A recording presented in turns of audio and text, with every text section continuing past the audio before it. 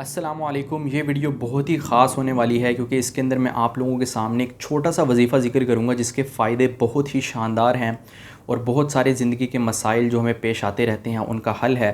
جیسے کہ اگر آپ کی اولاد نہیں ہو رہی تو اولاد ہوگی، انشاءاللہ بیٹے بھی ہوں گے، اور مالی حالات تنگ ہیں، رزق کی کمی ہے تو وہ بھی دور ہو جائے گی۔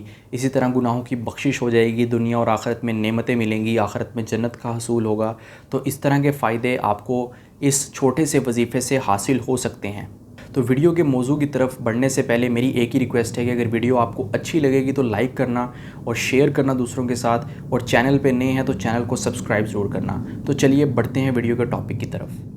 اللہ سبحانہ و تعالیٰ نے سورۃ نوح میں فرمایا فَقُلْتُ اسْتَغْفِرُوا رَبَّكُمْ إِنَّهُ كَانَ غَفَّارًا، کہ تم اپنے رب سے استغفار کرتے رہا کرو، بے شک کہ تمہارا رب بہت زیادہ بخشنے والا ہے۔ اللہ سبحانہ و تعالیٰ نے اس آیت کے اندر اپنے بندوں کو استغفار کرنے کا حکم دیا کہ استغفار کا عمل اپنی زندگی میں لاؤ۔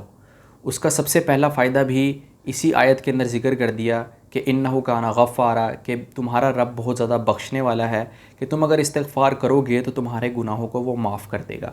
اب اگلی آیات میں جو فائدے آ رہے ہیں وہ میں آپ لوگوں کے سامنے ذکر کرنے والا ہوں۔ وَيُمْدِدْكُمْ بِأَمْوَالٍ وَبَنِينَ، کہ وہ تمہاری مدد کرے گا مال کے ذریعے، تمہیں مال دے گا جس سے تم اپنی ضروریات پوری کرو گے۔ تو مال و دولت کی کمی وہاں سے دور ہو جائے گی، کیونکہ اللہ تعالیٰ خود فرما رہا ہے کہ استغفار کرنے پر میں تمہاری مال کے ذریعے مدد کروں گا، تمہیں مال و دولت دوں گا تمہارے پاس، تاکہ غریبی اور فقر سے تمہیں نجات مل جائے۔ وَبَنِينَ، آگے فرمایا وَبَنِينَ، یعنی کہ اور تمہاری اللہ تعالیٰ مدد کرے گا بیٹوں کے ذریعے۔ ایک تو تمہیں اولاد دے گا اور پھر اس میں بیٹے دے گا۔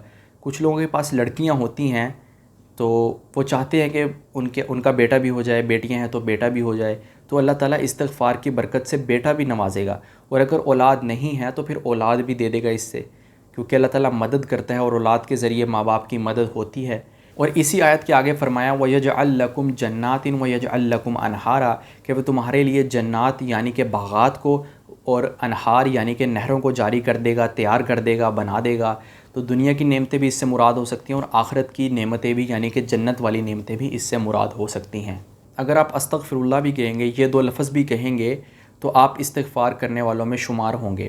اگر آپ ایک تسبیح استغفر اللہ کی کریں گے تو آپ کا شمار استغفار کرنے والوں میں ہوگا، اور امید ہے کہ آپ لوگ ان فائدوں کو حاصل کر سکتے ہیں۔ اس کے علاوہ ایک اور دعا ہے جو کہ آپ اپنی نماز کے بعد 3 مرتبہ پڑھ لیا کریں، استغفر اللہ ربی من کل ذنب واتوب الیہ۔ تو یہ دعا بھی آپ اپنی نماز کے بعد 3 مرتبہ پڑھا کریں، تو اس سے بھی آپ کا شمار استغفار کرنے والوں میں ہو جائے گا۔ تو استغفار کو میں بھی اپنے معمول میں لانے کی کوشش کروں گا، آپ لوگ بھی اپنی طرف سے کوشش کیجیے گا تاکہ ہم ان فائدوں کو حاصل کر سکیں۔